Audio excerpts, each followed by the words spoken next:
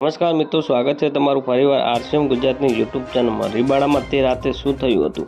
4 સાપ શૂટરો વર્ણવ્યા હાર્દિકસિંહ જાડેજાનો અસલી ખેલ। જી હા મિત્રો, રાજકોટમાં રીબાડા ગામે પેટ્રોલ પંપ પર ફાયરિંગનો મામલો મુંબઈ અને ઉત્તર પ્રદેશના આગ્રાથી સાપ શૂટરો સહિત 4 શખ્સોની ધરપકડ કરવામાં આવી છે, જેઓ રીબાડા પેટ્રોલ પંપ ફાયરિંગ કેસનો ચોંકાવનારો ખુલાસો કર્યો છે। રાજકોટ પોલીસે ઇરફાન ઉર્ફ શિરાફા કુરેશી, અભિષેક પવન જિંદાલ, પ્રાંશુ પવન જિંદાલ અને વિપિન કુમાર જાટની ધરપકડ કરવામાં આવી છે। જી હા મિત્રો, સાથે જ ફાયરિંગ સમયે ઉપયોગમાં લેવામાં આવેલ હથિયાર પોલીસે કબજે કર્યું છે। આરોપી વિપિન કુમાર જાટ ફાયરિંગ કરવાના 5 લાખ, જ્યારે અભિષેક પવન જિંદાલને અને પ્રાંશુ પવન જિંદાલને 1 લાખ રૂપિયા આપવાનું નક્કી થયું હતું। સમગ્ર કેસનો મુખ્ય આરોપી હાર્દિકસિંહ જાડેજા હજી ફરાર છે। જી હા મિત્રો, આરોપી ઇરફાન ઉર્ફ શિફા કુરેશી વિરુદ્ધ અલગ અલગ પોલીસ સ્ટેશનમાં 27 ગુના છે અને હરદેવસિંહ જાડેજા વિરુદ્ધ અલગ અલગ પોલીસ સ્ટેશનમાં 11 ગુના નોંધાયા છે।